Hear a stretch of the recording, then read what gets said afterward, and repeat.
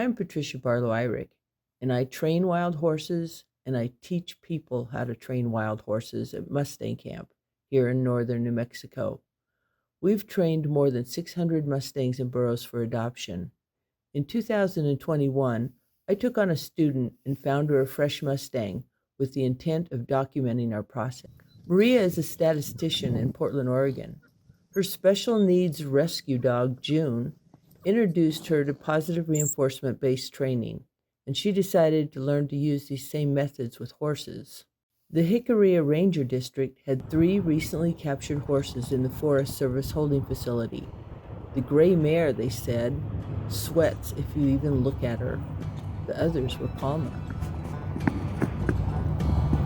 I want the wild one, I said. We brought her home to meet the other animals at Mustang Camp. If you're just joining this story, we recommend starting at the beginning of our Belle Parker playlist. Click here to go there now.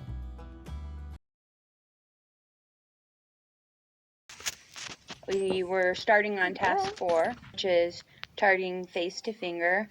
I started out sitting outside the round pen and getting Belle Parker to come over with a little bit of food. Once she was over there, we wanted to be a little bit careful because we hadn't been bridging, because task 3 we had kind of stepped back and we're just feeding. So on the first 3 bites, we just gave her food with a bridge. All right, I'm going to bridge this next one. Are you ready? Beep. Ready? Beep. Are you ready? And then once she had done that and was a little bit more comfortable and kind of understood that we were about to play a game, I put my 2 fingers facing downwards very casually into the inside of the round pen and waited for her to get kind of curious and touch them, which she did pretty quickly. Yeah, she did within the first half a minute or something. I mean, it was like, I was amazed that she did that. The other thing to notice is that because we had worked with her, you and I, at the same time, I was able to sit next to you on the edge of the pen and video her. Yep. So I thought that was a really big deal. She was able to do all this operant behavior and not go into suppression, even though there was 2 people sitting there. So things were going well, and I was rewarding and bridging for touching. At some point, you need to start moving further up to the bony part of the horse. Well, the horse needs to start touching you with the more bony part of their face. And the bony part of the face.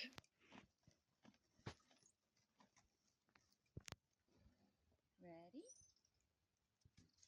No. June.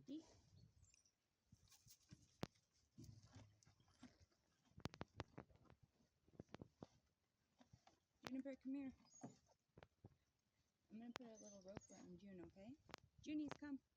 As long as it didn't make noise on your bucket.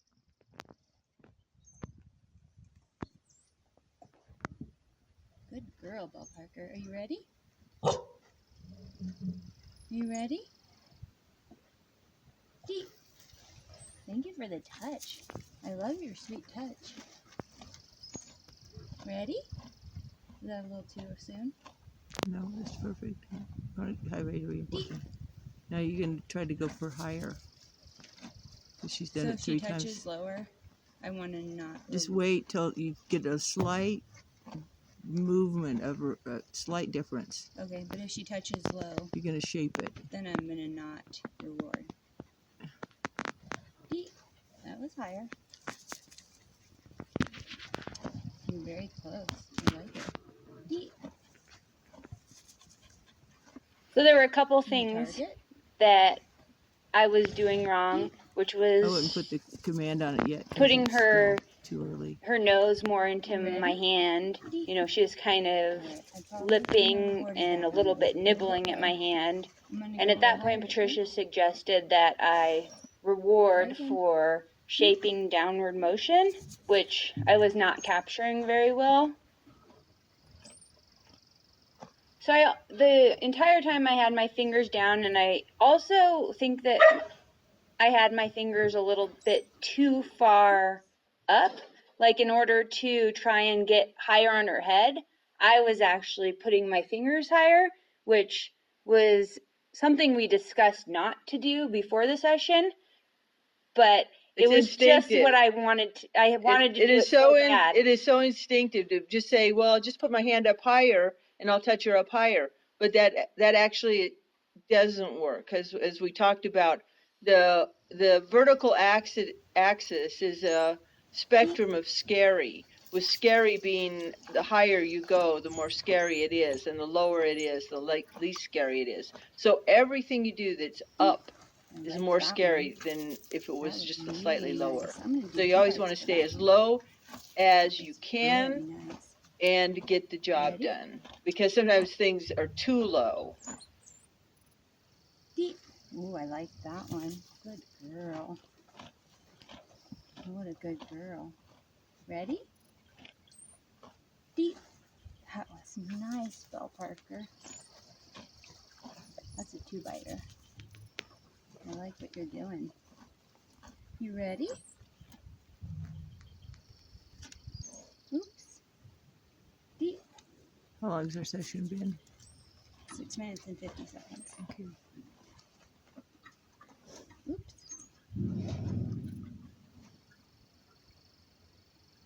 Yep. Also, Another thing to note is in this session, I went from a sitting position to a standing position, and that really didn't seem to affect Belle Parker at all. She seemed to be able to handle both. Care. Yeah, she did not really react to that. Yeah. Try standing up and lowering your criteria again to just touch it all, but just try standing up. Belle Parker, I'm going to stand up. Good girl. You ready? Deep. What a sweet girl.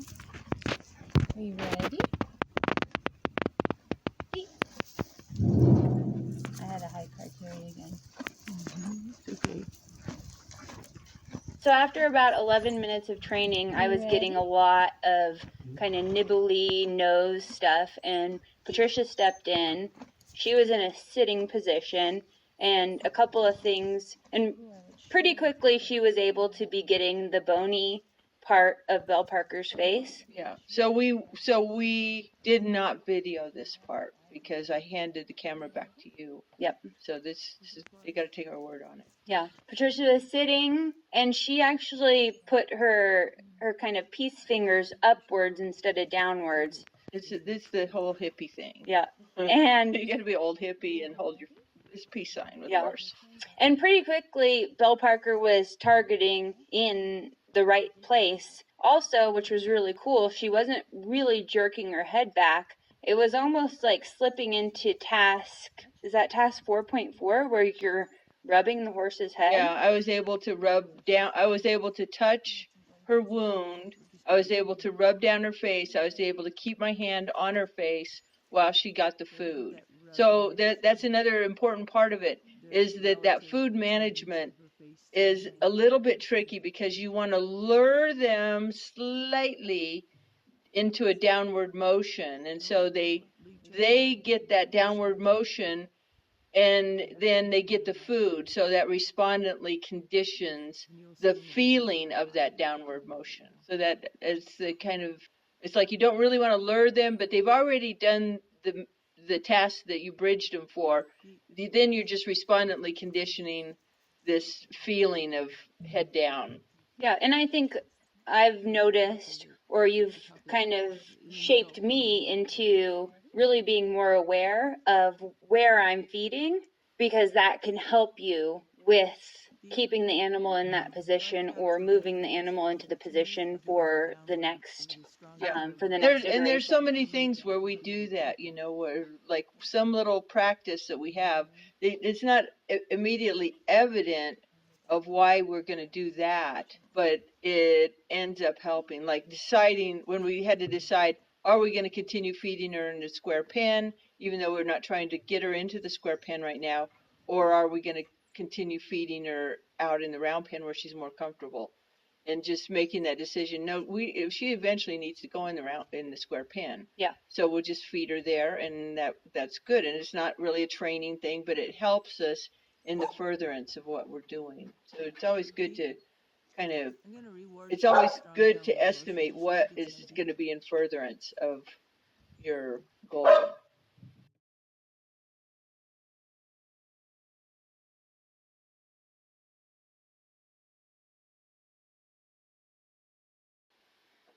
So what's the next session?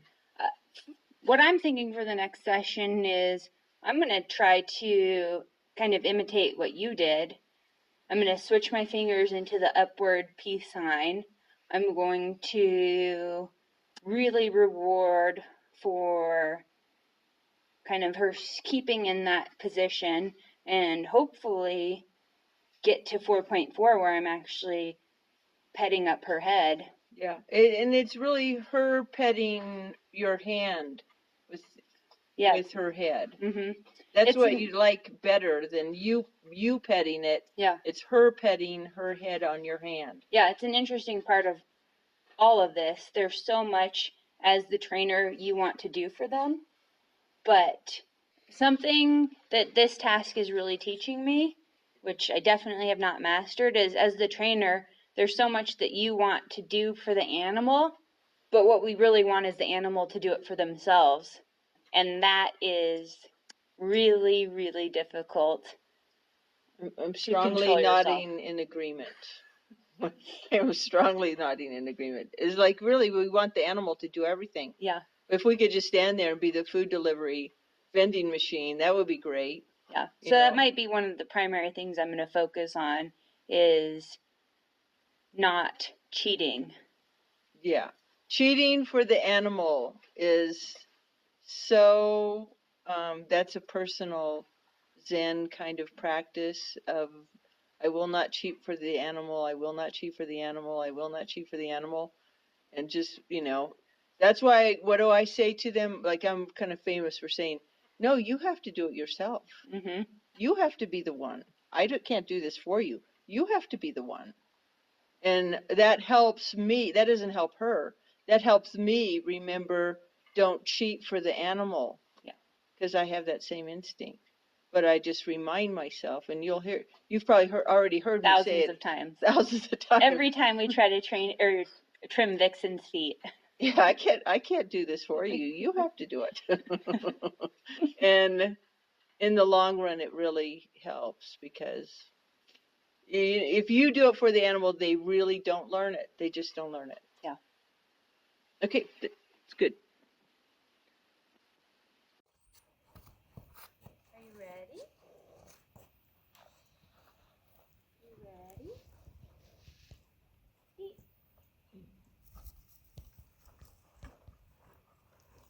You ready? Eat. Okay, so what happened in the session 23?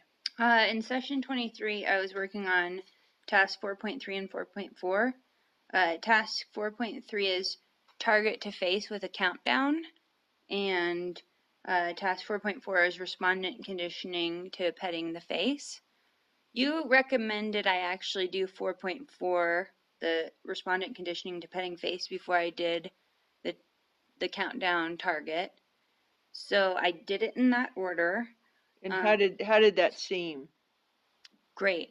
I think when I went into the round pen, I fed her a couple bites, did a couple of targets, and I was petting her face within 45 seconds of entering, and she seemed to not really be fazed by it. My biggest issue is actually she still has that gash kind of wound on her face, and so wanting to navigate my hand, not messing with that too much while going down her face, but she was very comfortable. And after I did that for a while, I switched to the countdown targeting, which she pretty immediately got. Did it on both sides. I still am more in front of her than to her side when I'm working with her. So we still have that little issue going. But it was amazing, or it Mhm. felt amazing to me. Yeah, she did really good. That what you just said just makes me really wonder because she doesn't do the face up to me so much. Yeah. And since that trainer that was down there is about your size, female, wears a hat, Yeah. a similar shaped hat and color, Yeah. that she may have been trained to face up to Yeah. her. Yeah. And That's definitely a possibility. yeah. We could I mean that test. sounds like it more. I think next week I'll call her and just kind of probe her about what she did with the horse. Cool. That'll be interesting. Yeah. We can also test the next session. I can take my hat off. Yeah, but she may just associate it with you. Now it's you. Yeah. It's not the hat. It's not the small person in the hat. It's you compared to me. Yeah. Because me, she doesn't do that. But she's got it on you, where like I gotta face up to you. Yeah. Mhm. Which is like that's kind of interesting. Yeah. Yeah. I mean, you could try that. You could also try a different hat or do whatever. I'll put a different hat on. Yeah. Or no hat. Yeah. There's We'll try a couple. little pile of sun hats back there if you want to use one of those. Seemed pretty comfortable with me inside the pen, so I started inside the pen, and she very quickly started targeting, and I was able to add a little bit of movement on each side while continuing to target. I think maybe the challenge that I'm dealing with right now is she still really wants to face up with me, opposed to want to move forward, our kind of task 3 deficiency.